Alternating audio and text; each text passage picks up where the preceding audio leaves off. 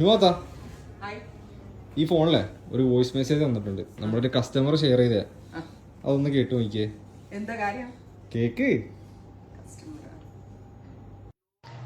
നോഹയുടെ dream come true അല്ല കൊച്ചിയിലോട്ട് വന്നു വെച്ചാൽ അത് നോഹയുടെ ഡെഫിനറ്റ് ആയിട്ട് ഉണ്ടാവും. പക്ഷെ ഇത്ര ലക്ഷക്കണക്കിന് ആൾക്കാരുടെ സ്വപ്നമായിരുന്നു ഈ ആലപ്പുഴ വരെ വരലെന്ന് വെച്ചാൽ ചടങ്ങായിരുന്നു. So we all dreamed one day സ്വപ്നം കണ്ടിരുന്നു that one day you're gonna come to Kochi and we were waiting for that day to come down and at the end it has come. So it is immensely so happy that oh my god I can't believe എങ്ങനെയെങ്കിലും ഇനിയിപ്പോ ticket fair നോക്കി ചെറിയ ticket ആണെങ്കിൽ വന്ന് നിങ്ങളുടെ showroom കാണാൻ വേണ്ടി മാത്രം നാട്ടിൽ വരണോ എന്നുള്ള ചിന്ത എനിക്ക് സത്യം പറഞ്ഞ ഒരു രക്ഷയില്ല കേട്ടോ. കരച്ചിൽ വന്നോണ് കേട്ടിട്ട്. ഇതാരെന്നറിയോ? ദീപ എന്റെ ഒരു കസ്റ്റമർ ആണ്.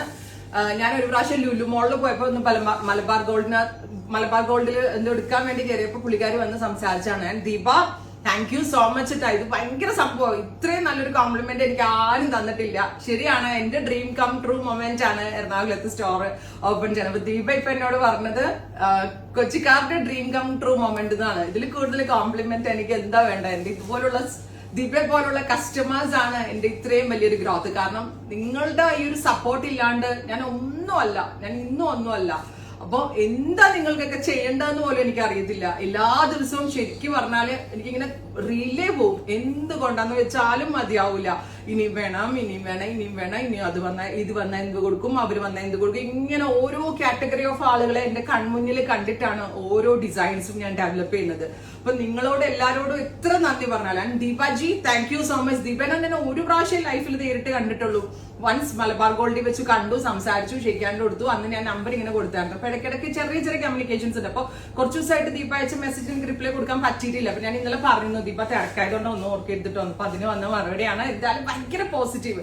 എന്റെ ഇത്രയും വലിയ ടെൻഷനിടയ്ക്കും എന്റെ ഇത്രയും വലിയ സ്ട്രെസ്സിനിടയ്ക്കും ഇതേപോലുള്ള പോസിറ്റീവ് കമന്റ്സ് ആണ് എന്നെ ഞാനാക്കി പിടിച്ചു നിർത്തുന്നത്. അല്ലെങ്കിൽ ഞാൻ വട്ടായി പോയേനെ ഇത്രയും വലിയ. കാരണം ഞാനൊരു കോർപ്പറേറ്റോ അല്ലെങ്കിൽ ഞാൻ വർഷങ്ങൾ കൊണ്ട് കുടുംബ പാരമ്പര്യമായിട്ട് ബിസിനസ്സിൽ വന്ന ഒരാളൊന്നുമല്ല. ഞാനൊരു സാധാരണ വീട്ടമ്മയാ. എന്റെ ഹസ്ബൻഡിന് ഭക്ഷണമൊക്കെ ഉണ്ടാക്കി കൊടുത്ത് വീട്ടിയിരുന്ന ഒരു സാധാരണ സ്ത്രീയാ.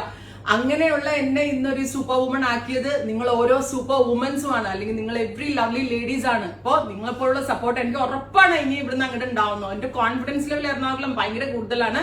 ഡേറ്റ് മറക്കരുത്, February 23 എല്ലാരും വരാൻ. ഞാൻ എല്ലാരെയും കാത്തിരിക്കും. എല്ലാരെയും എനിക്ക് കാണണം. സോ ദീപാജി ടിക്കറ്റ് ഫെയർ ഒന്നും നോക്കണ്ട, ഡയറക്റ്റ് അങ്ങോട്ട് വന്നാൽ മതി കൂടുതൽ പറയണം. കാരണം ഇത്രയും ഉള്ള ദീപയ്ക്ക് ഞാൻ എന്തെങ്കിലും ചെയ്തില്ലെങ്കിൽ ഇല്ലേ. അപ്പൊ എല്ലാരും സപ്പോർട്ട് ചെയ്യാം. Thank you.